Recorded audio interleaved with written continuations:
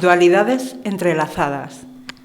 Todo en el mundo está conectado, decía el genial Leonardo da Vinci. La obra de Luis Moró es un ejemplo de esta sentencia. Sus dibujos, inspirados en la obra del botánico griego Dioscórides, parten de una mímesis de las plantas alucinógenas y medicinales, llevándonos a un microcosmos donde arte y ciencia se dan la mano para revelar el conocimiento de la herbolaria, hoy oculto en las cajas anónimas de las medicinas de patente. Bueno, Luis Moró, vuelves a Segovia, como hemos escrito, como una ave migratoria, vuelves cada primavera. ¿Qué está suponiendo para ti el volver esta vez con esta pedazo de exposición?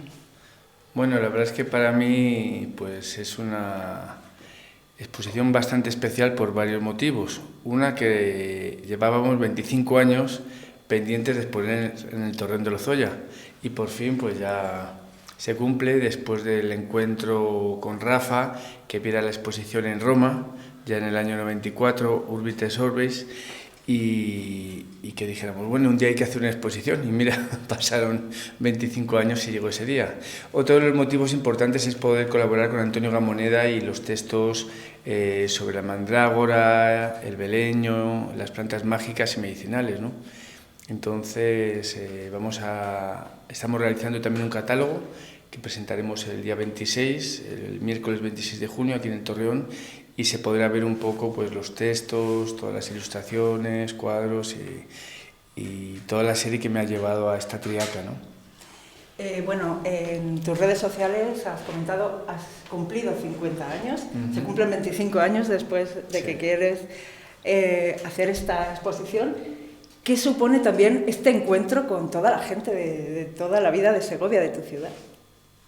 Bueno, lo del encuentro con Segovia, la verdad que para mí ya es algo habitual y siempre pues tengo un poco el deseo de que sea la primera ciudad en la que veo una serie, ¿no?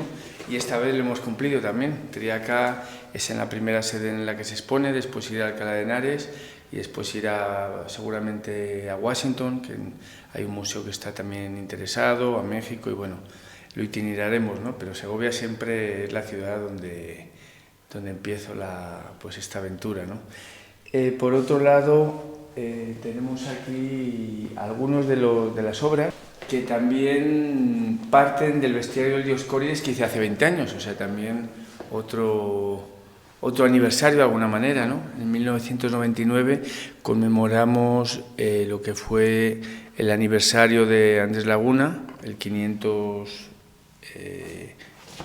la conmemoración de su nacimiento, ¿no? O de su posible nacimiento, porque hay dos fechas posibles. En Segovia se conmemoró 1999 y entonces aquí, como podéis ver, me he centrado más en lo que son las plantas. La otra vez era un bestiario con las propiedades medicinales de los animales y aquí tenemos posibles combinaciones de la triaca, ¿no? Esta remedio multifármaco que desde la época de Nerón con Dioscoro pues ya existía y iba variando a lo largo del tiempo. Por ejemplo, si nos puedes contar, porque la exposición es muy amplia, sí. Nos consta que ha gustado muchísimo y que la gente va a querer repetir. Sí. Entonces, explícanos un poquito cada parte, porque hay 150 obras. En esta sala, ¿qué es lo que podemos ver? Aparte de lo que nos has contado ya. En esta sala podemos ver las acuarelas en las que aparecen diferentes plantas, como hablaba antes, como la belladona, la mandrágora, el beleño, el lino, el laurel, diferentes plantas que va hablando el Dioscórides de ellas. Y después también hay como enfoques microscópicos de lo que es el mundo orgánico y mágico de las plantas, ¿no? Porque hay una parte que también viene muy unida a mi historia, que es la parte microscópica, y que también hace un poco referencia a ese mundo un poco psicodélico y psicotrópico, ¿no? En el que habla Laguna, en el que Gamoneda después profundiza de una manera mucho más literaria en su libro de los venenos. Aquí, por ejemplo, tenemos lo que serían las semillas de estramonio. Hay partes un poquito más fantásticas como estas, ¿no? Y más surreales para llevarnos a ese mundo pues más fantástico, ¿no? Aquí tenemos, por ejemplo, la Belladona, que este año la Marcha Mujeres de Segovia representó debajo del acueducto, y habrá una foto también en el catálogo de Aaron Misis, de su foto, una foto espectacular desde el aire, como cierre de catálogo. Y por otro lado, por ejemplo, tenemos aquí el opio, que el opio también era uno de los remedios que formaban parte de la triaca. Aquí está la hoja del beleño, la flor de la mandrágora. Vamos teniendo como diferentes partes, pero tampoco quiero que sea una exposición como biológica, sino que tenga una parte bastante experimental, ¿no? Eso te iba a preguntar. Dioscórides hizo un tratado de farmacopea que todavía está vigente en nuestros días. Sí. Andrés Laguna lo tradujo, pero aportó cosas. Sí. Gamoneda, en su libro de los venenos, también corrompe, él dice que corrompe Dioscórides, Laguna.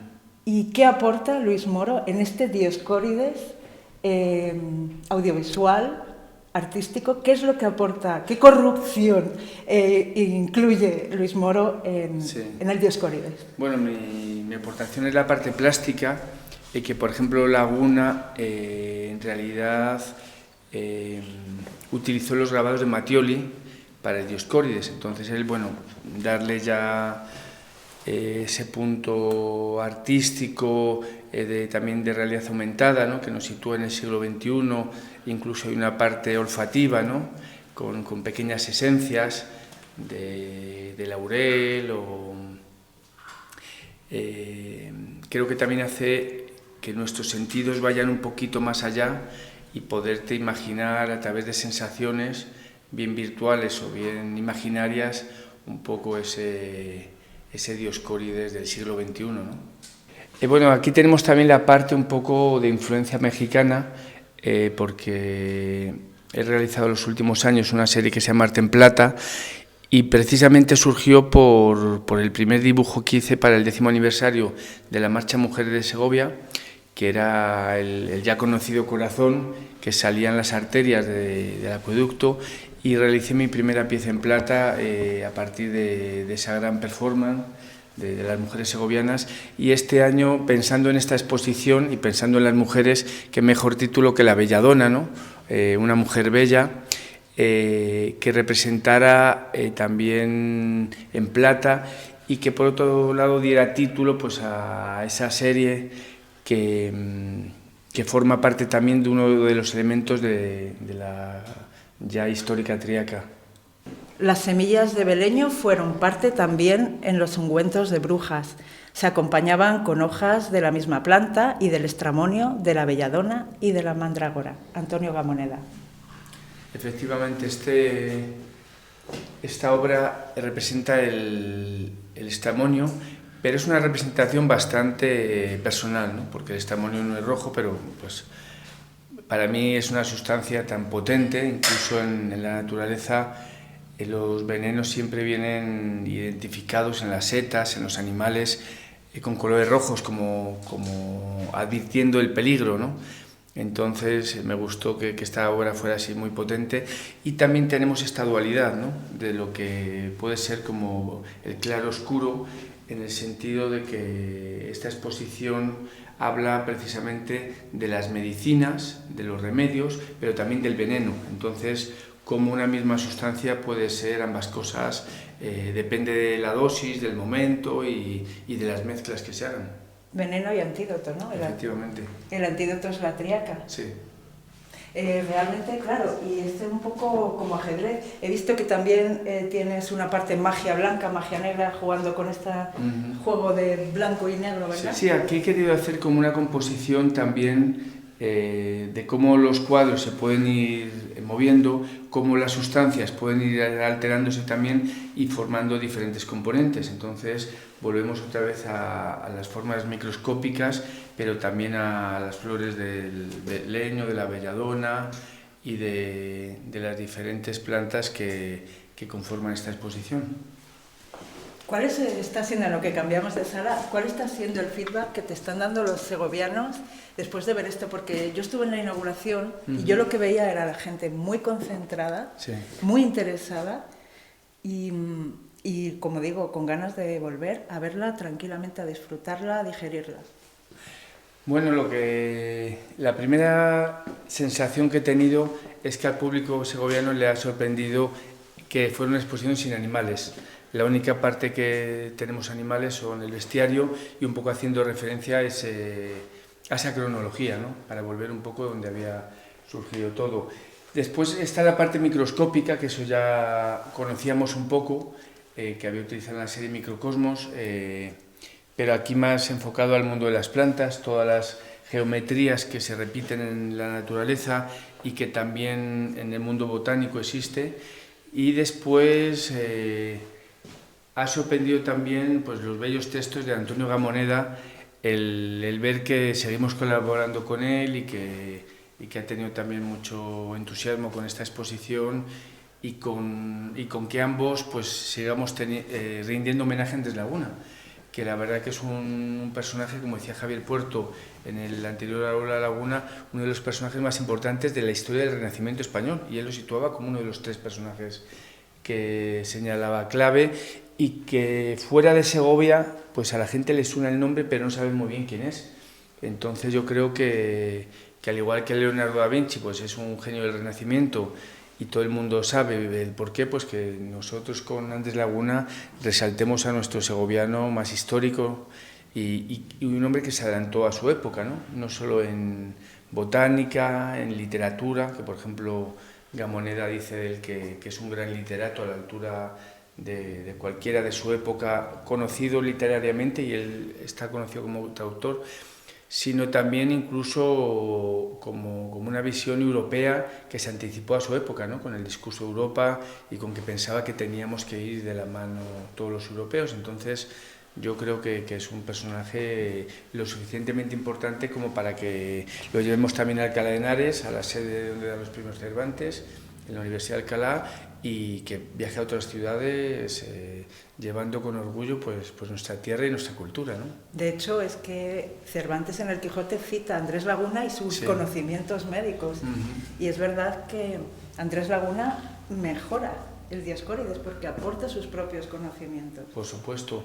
Y lo mejora incluso literariamente, porque hay unas anécdotas de la ciudad de Metz, de los animales, ¿no? Que como dice que es una excusa para hablar de otras cosas, y que cualquier parte de cualquier animal sirven para infinitos remedios, ¿no? Excepto aquellas del hombre, que para ninguna útil son buenas, sino para mil maldades y hechicerías. ¿Eso es pues, de Andrés Laguna? Sí. ¿Aporta el humor? ¿Lo aporta Andrés Laguna o lo aporta? Porque yo he leído textos y no sé si quien aporta el humor es Andrés Laguna o es Gamoneda en el libro de los venenos. Bueno, yo creo que son ambos. Precisamente Gamoneda admira tanto ese humor que tiene Laguna y esa manera suelta de escribir, que le hace un homenaje ampliándolo e incluso extendiendo sus metáforas, ¿no? Entonces lo consideramos también un literato importante. Háblanos en esta sala, si nos quieres destacar alguno, por ejemplo, este es muy bonito. Bueno, aquí por ejemplo sí me gustaría mostrar, hay varios con realidad aumentada, ¿no? Este es uno de ellos.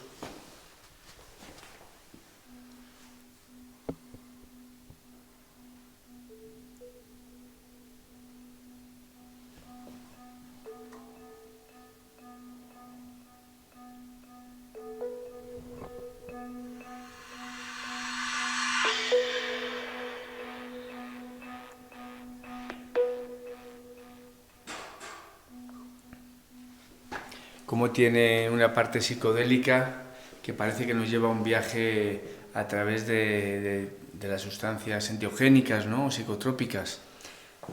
Esto parece una siempre viva. Efectivamente.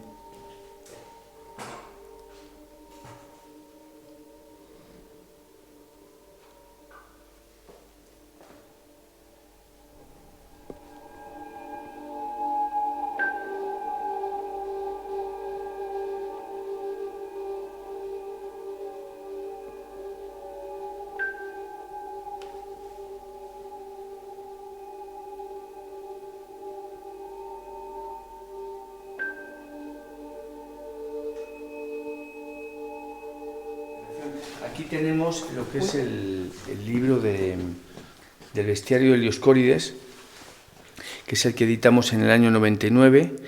Hemos incluido también algunas de las joyitas de plata que por ejemplo, en otra ocasión no pudimos presentar. Y sobre todo pues sale los textos, los primeros son de Dioscórides y las anotaciones posteriores son de Andrés Laguna, ¿no?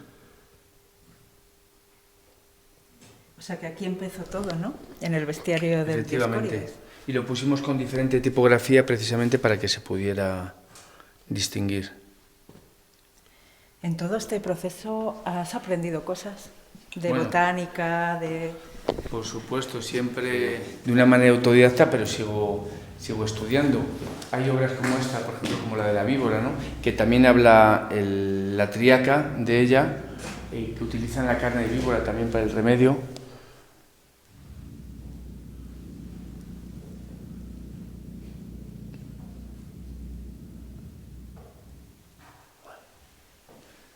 También tiene su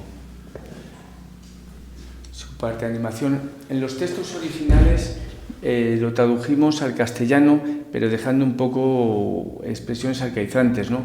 Pero el primero de aquí, estos dos nombres últimos, significa el macho y el segundo la hembra. O sea, nos gustaba dejar esas expresiones como tan renacentistas, ¿no? Aquí tenemos también el retrato de Laguna, en el que me comentaron que por primera vez en la iconografía de Laguna aparecía con textos en hebreo, que siempre habían aparecido en latín. Y de hecho sale en un libro en el que salen todos los retratos de Laguna, y este era el primero en ese sentido. Quisimos hacer eso ya en el año 99 por el tema de que era hijo de judíos conversos, y si no hubiera sido así, pues hubiera sido un médico segoviano, seguramente un notable médico segoviano, pero siempre la comodidad hace que no crezcas tanto como el tener que viajar, conocer otros países, otras culturas, y las dificultades yo creo que a cualquiera siempre nos ayudan a seguir creciendo. Entonces me parecía pues también hacer historia poniendo las letras con ese rigor cultural, porque una de las cosas que me gusta de lo del Dioscórides también es que es precisamente un encuentro entre las tres culturas. Los Dioscórides estaban principalmente en Roma, por haber sido médico de Nerón, pero con el asalto a Roma y los diferentes quemas de bibliotecas, y habían desaparecido la mayoría de ellos, y a nosotros nos entraron por el mundo árabe. ¿Qué es lo que ocurre? Que los árabes también aportaron bastante saber a todo el mundo medicinal, nos llegaron también enriquecidos, y entonces es la confluencia entre la cultura grecorromana, la cultura árabe y también la cultura hebrea, en este caso con Laguna, ¿no? Entonces me parece muy bonito también como símbolo de aportación cultural, que es un poco el reflejo de nuestro país, ¿no? Toda la península ibérica pues hemos tenido a lo largo de siglos aportaciones de cada pueblo que ha estado aquí, no solo a nivel lingüístico, sino a nivel gastronómico, a nivel artístico, y bueno, pues somos esa mezcla de pueblos y de raíces, ¿no?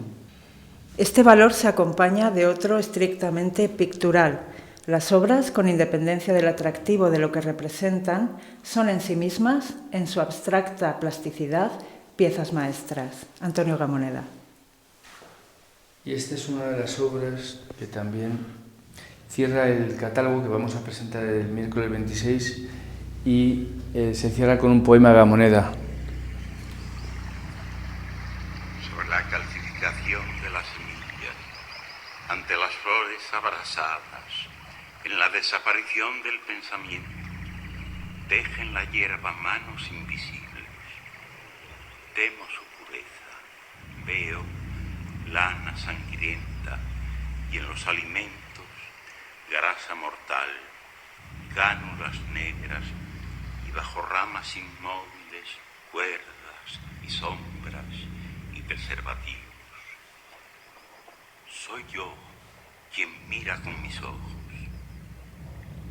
Arden los huesos, oigo la fermentación del rocío. Alguien llora bajo los árboles, hombres torturados. Veo las llagas de la luz, altos patíbulos y serpientes y aceites industriales bajo los lóbulos de las amapolas. Estoy yo en mí y peso sobre la tierra. Es extraño. En cualquier caso, tengo miedo y los insectos vienen a mi corazón. Es precioso. Sí, Tiene un punto también oscuro, un punto entre oscuro y claro, como sí. esta dualidad blanco y negro, ¿no? Ajá. Sí, que también es muy gamonediana, ¿no? Porque él tiene esos momentos de luz, pero también tiene momentos muy oscuros que nunca ha ocultado, y por eso también en la poesía tiene esa fuerza, ¿no? Esa profundidad de un hombre que ha sufrido, porque vivió pues la época oscura de la posguerra, y te das cuenta que lo sacó a través de su poesía, pero siempre se le quedó ese profundo dolor, ¿no? Esa nostalgia, esa melancolía, que tiene también un poco que ver con la parte casi céltica, ¿no? Esa parte del norte así un poco profunda, ¿no? Y que también lo hacen más interesante. Sí, efectivamente. Aquí he hecho como interpretaciones de dibujos históricos del Dioscórides, que muchos de ellos precisamente vienen de la parte árabe, que hablábamos, ¿no? De la aportación que en los bestiarios y en los tratados de herbolaria los árabes hicieron unos dibujos realmente maravillosos, y precisamente casi eran los únicos que podían hacer, porque para ellos la representación humana está prácticamente prohibida en las obras, ¿no? Entonces, bueno, tienen unas decoraciones geométricas o unos diseños de plantas fabulosos, ¿no? Precisamente el oro, en la raíz, que es lo que conecta con la tierra, ¿no? Y el blanco que sube hacia el espíritu, ¿no? Tiene esa parte, precisamente el oro viene de las profundidades, pero también es como que la raíz absorbe toda esa magia de la tierra, ¿no? Y la transforma y la expande al universo, ¿no? Entonces ese punto blanco y estrellado, ¿no? Bueno, esta obra también, titulada Farmacopea, es de las obras como más psicodélicas, de cómo, por ejemplo, con las cajas de medicinas actuales le he ido transformando como si fueran viejos herbolarios, en los que algunos contienen pastillas, otros semillas, y como decía el texto de Springer, como todo el saber botánico al final ha sido canalizado por el farmacéutico. Menciona a Leonardo da Vinci, y tu obra también relaciona mucho no solo el arte, sino también la ciencia como observación profunda de la realidad. Me gustaría que nos dijeras qué significa Leonardo da Vinci para ti en tu obra. Bueno, Leonardo, la verdad que también a mí me evoca el periodo italiano, ¿no? Como allí no es que descubrí el Renacimiento, sino que lo pude sentir, ¿no? Y entonces mi trabajo tiene algo también de renacentista como Laguna, ese buscar pues a través de la literatura, de la poesía, de la biología, pero al final querer que vaya hacia un sentido artístico, ¿no? Que eso es lo que Leonardo pues al final pretendía con su obra. Él podía haber sido un científico, un matemático, un literato, lo que hubiera querido, pero quiso quedar en la historia del arte como pintor, ¿no? Y dibujante. Entonces, bueno, pues ahí también está esa confluencia, y también me gusta pensar que Laguna, cuando estuve en Italia, pues a la vez, no sé si llegaron a coincidir en algún momento, no hay ningún testimonio al respecto, pero estaba en la época de Leonardo, de Miguel Ángel, y esa Italia que cuando estuvo de médico de Papa Julio III, pues estaba también de alguna manera respirando, ¿no? Entonces, bueno, Laguna y yo somos de los segovianos que hemos estado buscando en diferentes países. Ahora quizás en México también es un país en el que descubres mucho tus raíces hispanas, más de lo que parece, pero también lo mezclas con esa búsqueda digamos, esa búsqueda animista, ¿no?, que tenían también los pueblos precolombinos. Aquí yo creo que en todo mi trabajo siempre hay un tema animista, ¿no?, y como por ejemplo detrás de cada planta puede haber un ánima, ¿no?, y algunas veces pues lo vemos como que se transforma en pintura y la pintura en animación.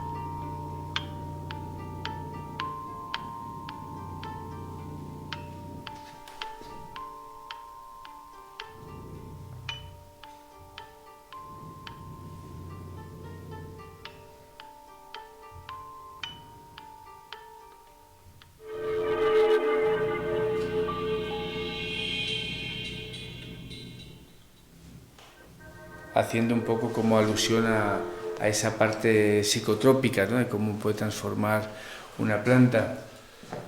Y tenemos aquí una de las obras que hice en el Centro Nacional del Vidrio, en La Granja, y que en este caso me pareció interesante ponerlo en esta exposición por el tema de las fragancias, el perfume, ¿no?, y la esencia de las plantas, uniéndolo con esta pequeña obra que dibujé en la etiqueta como el pistilo del laurel, y después podemos sentir la fragancia, ¿no? El otro día, por ejemplo, hubo una anécdota muy curiosa de una visitante, creo que era de Puerto Rico, que decía, al ver las acuarelas, que le hubiera gustado el que hubieran tenido como una música de fondo muy sutil, ¿no? Y decía, como un goteo de agua. Y entonces cuando la mostré esta obra,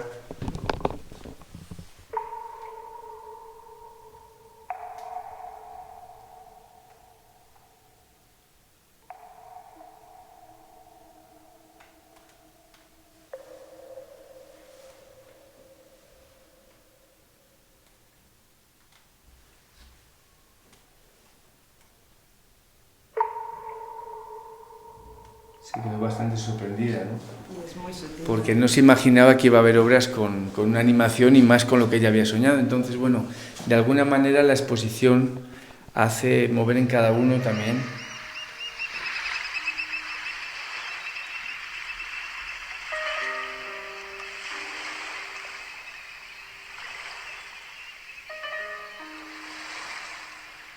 Aquí es la conexión de los insectos, en este caso la abeja con el mundo de las plantas, ¿no?, la importancia en esa cadena de la naturaleza, y volvemos otra vez a las hojas del estramonio y la flor, que Gamoneda en el aula Laguna habló profundamente de ello, ¿no? Hablaba mucho de que había momentos en los que estábamos embeleñados, ¿no?, como dando pues las características de esta planta tan potente en la naturaleza. Aquí volvemos otra vez un poco a la magia de la geometría.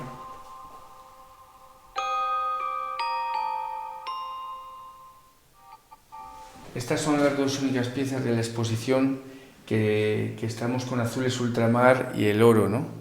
La importancia del dorado también en la alquimia y en los mundos sagrados, ¿no? Es un poco también, en todas las culturas es curioso que el oro ha tenido una conexión con los dioses, ¿no?, desde el mundo egipcio al mundo griego a todo el mundo maya y azteca.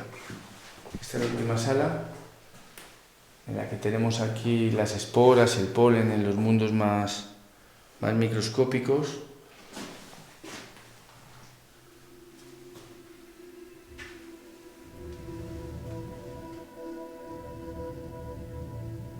¿Las músicas quién las hace? Las músicas estamos componiendo con fragmentos de otras músicas. Ahora estamos con un grupo segoviano que a lo mejor están interesados también en que hagamos una colaboración. Y bueno, es una de las cosas que me gusta precisamente esta exposición, como a mucha gente le sugiere posibilidades, porque este es un empiece, ¿no?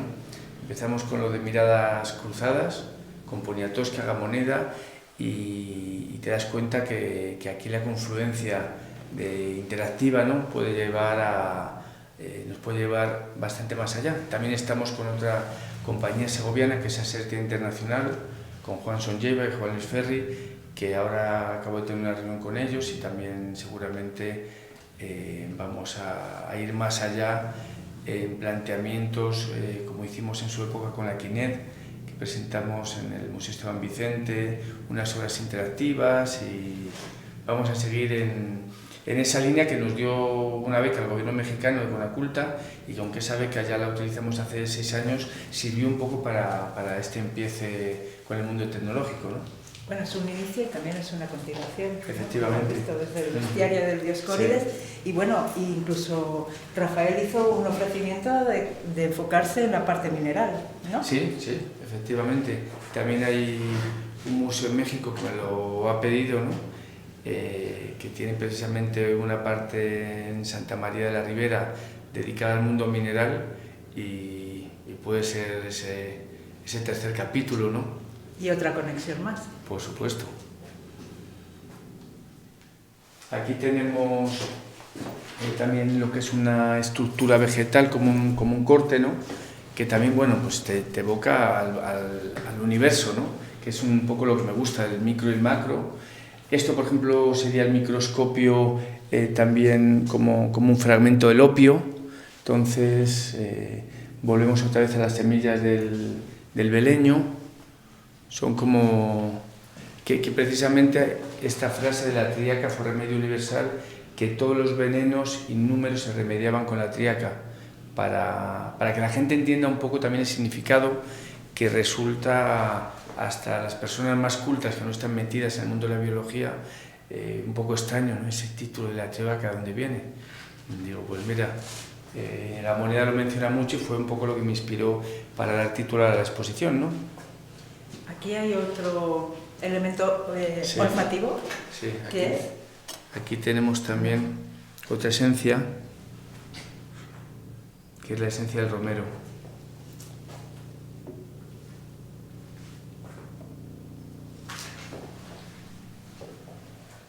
¿Y esta? Esto viene a ser otra de las obras así más de inventiva, ¿no? No es una planta en concreto, pero me interesaba el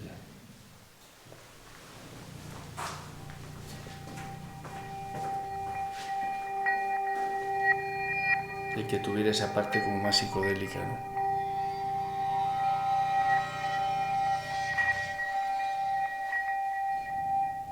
Cómo se empieza a descomponer y convertirse un poco en lo que hablábamos antes, como en alas de insectos, ¿no?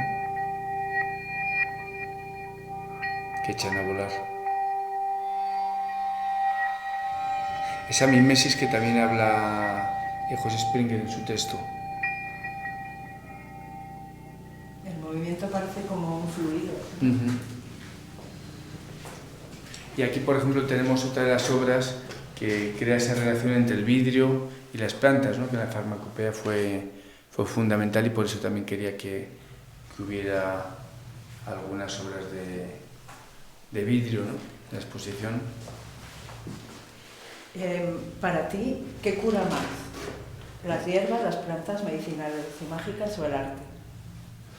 Bueno, yo creo que todo es complementario. Aquí, por ejemplo, con el tema de las esencias, ¿no? Nos evoca la aromaterapia. En este caso son fragancias que nos han proporcionado Ambienter, que es otra empresa segoviana, también internacional, que también se está moviendo en México. Y me gustaba un poco el ir más allá, precisamente por eso, porque todo es curativo. O sea, desde los aromas, a los colores, a la literatura, nos pueden hacer subir el ánimo, porque al final, pues, todos son un poco sensaciones que nos llevan a un estado anímico, pues mágico o depresivo. Entonces seguimos con esa dualidad, ¿no? Todo está en la mente, y precisamente una exposición como esta es lo que quiere mover las mentes, ¿no? Para que a través del olor estás, por ejemplo, viendo una obra y te pueda llegar otra percepción que te traiga recuerdos o te traiga diferentes sensaciones. Precisamente este año ha surgido un nuevo movimiento muy interesante, que es contra el cambio climático, de gente muy joven. Y tú tienes parte de tu obra, por ejemplo, La cuenta atrás, y bueno, toda tu obra casi desde el principio está muy relacionado con la naturaleza y con su cuidado. ¿Qué te parece? Bueno, de hecho, muchos de los chavales se han manifestado aquí, en la Plaza de San Martín. Sí. ¿Qué te parece? A mí me parece que entronca mucho con tu arte este nuevo movimiento de gente muy joven que de repente es consciente del planeta y que hay que cuidarlo, ¿no? Me parece un movimiento importante y sobre todo necesario. Como tú dices, llevamos pues muchas personas ya años avisando de esta necesidad del cuidado de la naturaleza. Ya había un catálogo que hice en el año 91, 92, que era que hay como lluvia, ¿no? Y que hablaba como el tiempo iba pasando y hablaba de las sensaciones un poco metafóricas de la imagen del ecocardiograma, de la fragilidad nuestra, la fragilidad del planeta. Y ahora ya estamos en un momento en el que, como comentas, el catálogo de La cuenta atrás ya nos avisaba de que no estamos en el 1098, sino que estamos en el 43. Entonces, hay una generación que es consciente de eso y son los herederos del planeta los que... Nuestra generación tiene una gran responsabilidad, pero las consecuencias les van a llegar a ellos. Dioscórides, por ejemplo, la frase primera del catálogo que puse precisamente tiene que ver con ese sentido, que decía: el hombre sigue a la naturaleza nunca sigue al hombre. O sea, nos tenemos que dar cuenta que formamos parte de un todo, pero somos una pequeña hormiguita, ¿no? En esa cadena. Entonces, las plantas nos lo demuestran con sus infinitas propiedades, los animales, el universo, el micro, el macro, y creo que en el momento que observemos de lo que estamos rodeados nos daremos cuenta que precisamente es nuestra casa que tenemos que respetar. ¿Cuáles son los próximos proyectos, aparte de lo que nos has dado pinceladas? Sí. Bueno, lo último que hice también fue la serie de Columbian Exchange, con motivo del tercer centenario de la creación de San Antonio. Esa exposición todavía está en el Museo Witty, que ha tenido bastante repercusión y me han pedido que la dejara más tiempo. Voy a seguir un poco con esa serie de cartografías y mapas, porque pues también para mí es una emoción trabajar sobre materiales ya con una vida, ¿no? y con ciudades y ríos, y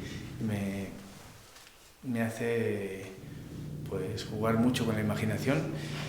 Y después iré viendo un poco precisamente con estos textos que tenemos hacia dónde podemos llegar, si hacia el mundo mineral, si se encontrarán los mapas con los minerales, pues vamos a ir viendo las sorpresas que nos depara el arte, ¿no? Esta exposición triaca, Dioscórides, Laguna Gamoneda, con este diferente proceso histórico, ha sido una idea que tuvimos a partir del Aula Laguna, cuando vino Antonio Gamoneda, organizado por la Academia San Quirce, el Ayuntamiento de Segovia, la Fundación Lili, y también colabora la Universidad de Alcalá de Henares, que llevaremos después allí la exposición, y con las salas la Fundación Caja Segovia en Torrent de Orzoya.